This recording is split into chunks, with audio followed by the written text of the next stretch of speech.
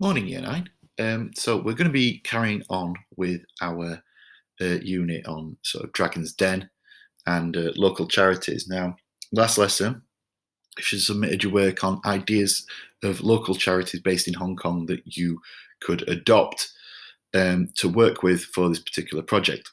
Now, we're going to move forward now and talk about, and remember last time I said how businesses and charities are very, very similar in the sense that they have similar mechanisms for making sure that how they interact with people, how they interact with the media.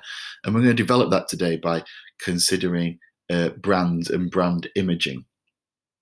Um, so to start with, we have some logos here, okay, from sort of everyday commonplace, a variety of everyday commonplace uh, products, we could say. And I want you to try and identify as many as you can. It always amazes me that such a simple little shape or symbol can not only tell us a brand, but also with that comes an array of sort of secondary emotions and feelings and ideas and concepts that we associate with that brand. And this is where branding really, really comes into its own. Now, when you are taking up your sort of Dragon Den pitch, you need to be thinking very much about branding and how you want to represent the organization through your approach. So, can we have a go at doing that for a start activity? Then what we're going to be looking at over the next few lessons is understanding key vocabulary, key ideas and concepts that are relevant to this particular unit of work. We're going to be analysing examples of branding, and then we're going to research and evaluate branding for our particular charity by looking at some real-world examples to help us as well. So first of all, we need to think about what is brand identity and why is it important, all right? Well, brand identity is a process of creating a unique name, image in the mind of the consumer. So it's those associated ideas that we have when we think of a brand. So if we think of Apple, we're meant to think about, innovation, for example. Brand identity is the image the company constructs for itself through the use of logos, slogans, color, other marketing tools in order to appeal to the audience. Brand identity was built up over time. It is reinforced with advertising campaigns and new products to represent the ethos of the organization. And the ethos in this case is the purpose, attitudes, beliefs of a person or an organization. And there's a little graphic there to go with that. In your notes for this particular unit, I'd like you to make in your own words, because that's how you better understand the ideas here, just your own expression of what is brand identity. Then these three very, very important concepts that I'd like you to look at, and they come from Aristotle. We've come across Aristotle before, I'm sure, one of my favorite philosophers, but extremely influential in Western thought. And these three words and concepts here, again, that I'd like you to write your own definitions of.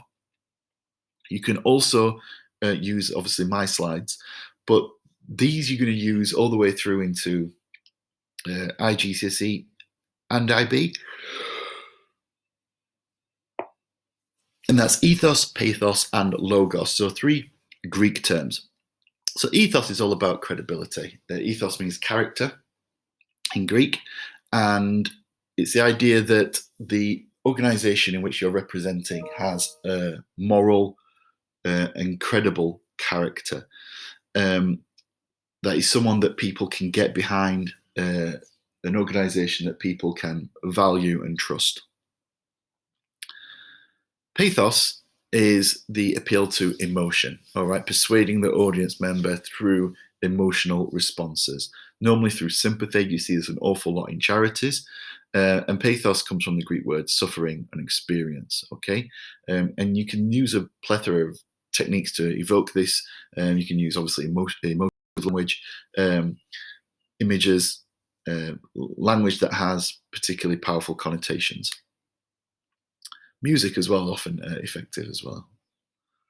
And logos is appealing to logic. So logos means logic or reason or rational thinking. And you can cite facts, statistics, in order to try and prove that your issue or your company organization is something that should be supported and valued. So there's 3 approaches there. Now, back to the brand. The last thing I'd like you to do today is look at these 2 world famous charities and their brands. So can you identify the 2 charities from their logos? I'd like you to answer these in your notes, please. What do you already know about the charities?